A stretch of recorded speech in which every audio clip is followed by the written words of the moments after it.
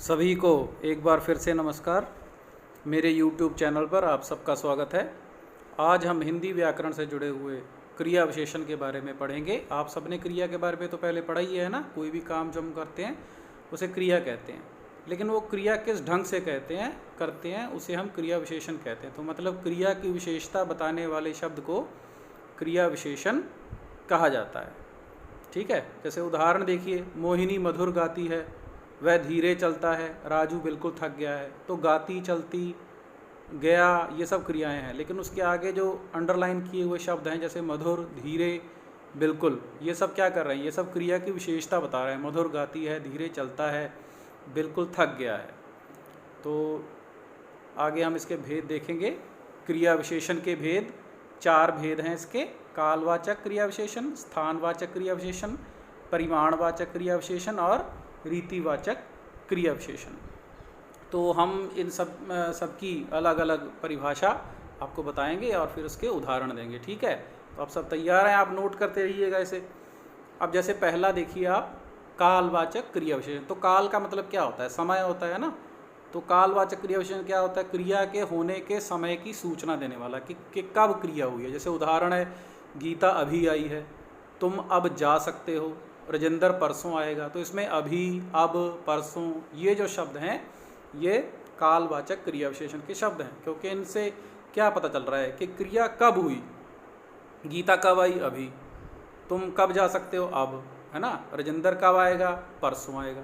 तो ये सब इसमें समय निश्चित है उनका, तो इसलिए इसको कालवाचक क्रिया विशेषण कहा गया है। ठीक है, अगला भेद देखने से पहले हम इसका अभ्यास करेंगे। जैसे श्यामू कल मेरे घर आया था, परसों बरसात होगी, मैंने सुबह खाना खाया था, मैं शाम को खेलता हूँ, मैं सुबह जल्दी उठता हूँ, मैं दोपहर में स्कूल से लौटता हूँ। तो इन सब वाक्यों में अब जब अगर हम कालवाचक क्रिया विशेषण देखें तो कौन कौन सा होगा बताइए। पहले वाक्य में देखिए, श्यामू कल मेरे, कल। ठीक है, उसी प्रकार बाकी सब वाक्यों में देखिए, परसों, सुबह, शाम, सुबह जैसे आ गया पहले, है ना, फिर दोपहर में स्कूल से लौटता हूँ। तो ये सब समय निश्चित कर रहे हैं, काल निश्चित कर रहे हैं। तो जहाँ पे काल या समय क्रिया का पता चल रहा हो, बोध हो रहा हो, तो उसे हम कालवाचक क्रिया विशेषण कहते हैं। ठीक है, तो इन सबको आप नोट करिए, बार बार लिख के देखिए। उसके बाद देखिए दूसरा भेद जो है वह हम करते हैं स्थानवाचक क्रिया विशेषण। तो स्थान, जैसे देखिए क्या लिखा है, स्थान। स्थान क्या होती है? जगह होती है ना। तो क्रिया होने के स्थान या दिशा का बोध कराने वाला। तो क्रिया हो कहाँ रही है? जैसे प्रिंस छत पर बैठा है, मोनू अंदर गया था। तो प्रिंस किस पर बैठा था? छत पर। तो ये स्थान बता रहा है उसका। मोनू अंदर गया था, मोनू कहाँ गया था? अंदर गया था। ठीक है, तो इसमें इस क्रिया विशेषण में क्रिया की विशेषता जो है वो स्थान से बोध उसका होता है। ठीक है, तो इससे जुड़े हम अब अभ्यास करेंगे। अब अभ्यास के अब वाक्य देखिए और उसमें स्थानवाचक क्रिया विशेषण ढूंढने का प्रयत्न करिए। जैसे पहला है, तुम अंदर जाकर बैठो, मैं बाहर खेलता हूँ, हम छत पर सोते हैं, मैं पेड़ पर बैठा हूँ, शशि मुझसे बहुत दूर बैठी है। अब देखिए पहले वाक्य में अंदर, बाहर, छत पर, पेड़ पर, बहुत दूर। तो ये सब किसके उदाहरण हैं? स्थानवाचक क्रिया विशेषण। ठीक है, इन सब वाक्यों में स्थान के बारे में पता चल रहा है, क्रिया कहाँ हो रही है, अंदर, बाहर, छत पर, पेड़ पर, और बहुत दूर। तो स्थान के बारे में पता चल रहा है। तो इसी प्रकार आगे देखिए, इसका तीसरा जो भेद हम अब करेंगे वो है परिमाणवाचक क्रिया विशेषण। परिमाण का मतलब क्या होता है? मात्रा। जैसे दूध का परिमाण क्या है? 2 लीटर है, 4 लीटर है ना, कितने किलो, ये सब परिमाण होता है। तो परिमाण जो क्रिया की मात्रा या उसके परिमाण का बोध कराए, परिमाण। जैसे राजू बिल्कुल थक गया था, उतना खाओ जितना पचा सको। अब इसमें बिल्कुल, उतना, जितना, ये सब क्या बता रहे हैं? ये सब उसकी मात्रा के बारे में बता रहे हैं। ठीक है, तो परिमाणवाचक क्रिया विशेषण क्या करता है?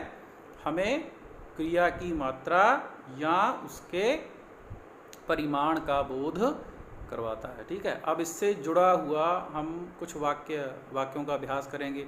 उन वाक्यों में आप अंडरलाइन करने की कोशिश करिए कि देखिए परिमाणवाचक, इसमें देखिए सेंटेंस हैं कुछ, जैसे तुम थोड़ा अधिक खाओ, अमृत बहुत ज़्यादा दौड़ता है।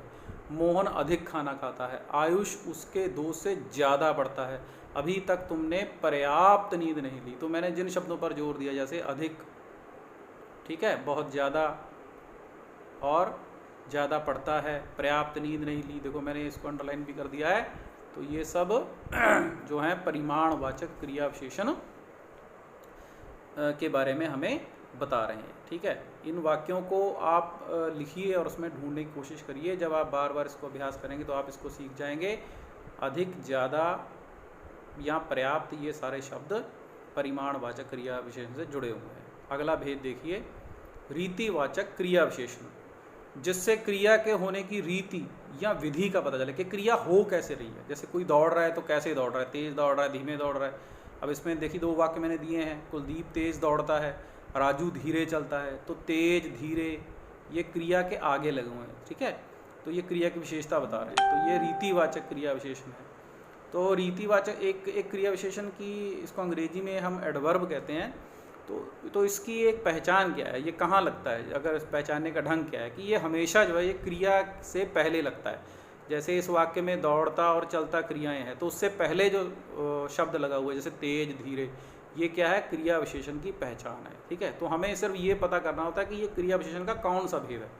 तो जैसे रीतिवाचक क्रिया विशेषण हो गया तेज, धीरे। अब इसका अभ्यास देखिए, सुरेश ध्यान से चलता है, वह फटाफट खाता है, अमित गलत चाल चलता है, उमेश हमेशा सच बोलता है, पीयूष अच्छी तरह काम करता है। अब इसमें देखिए सारे जो हैं क्रिया विशेषणों को हम देखेंगे।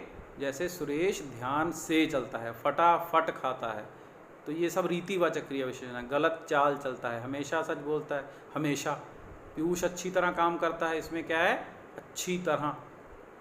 तो ये सब कौन सा क्रिया विशेषण है, रीतिवाचक क्रिया विशेषण है, ठीक है। तो अब हम क्या करेंगे, इसमें रीतिवाचक क्रिया विशेषण में आने वाले और शब्दों को भी हम देखेंगे, क्योंकि इसके कई भेद हैं। मैं कुछ शब्द यहाँ पर लिखता हूँ, जैसे धीरे धीरे, हाथों हाथ, अवश्य, सचमुच, शायद, किस लिए, अक्सर, मत, क्यों, कैसे, बिल्कुल, अचानक, एकाएक, सरासर, फटाफट, चुपचाप। तो ये सभी जहाँ भी क्रिया के आगे लगे हों वहाँ पे हम क्या देखेंगे कि ये कौन से हैं, रीतिवाचक क्रिया विशेषण, इन्हें हम मान लेंगे। ये रीतिवाचक क्रिया विशेषण के उदाहरण हैं, ठीक है। धीरे धीरे, हाथों हाथ, फटाफट, चुपचाप, ठीक। तो इस प्रकार आप रीतिवाचक क्रिया विशेषण सीख सकते हैं। इसके कुल 4 भेद थे। तो अगर आपको ये वीडियो पसंद आया हो तो आप कृपया इसे बार बार देखें, सब्सक्राइब करें, लाइक करें, और जो बेल आइकॉन का बटन है उसे ज़रूर दबाएं, ताकि जो आगे आने वाले वीडियो मैं बनाऊंगा उनके बारे में आपको नोटिफिकेशन मिलता रहे। तो आप सबको बहुत बहुत नमस्कार और धन्यवाद। आपका हरीश शर्मा।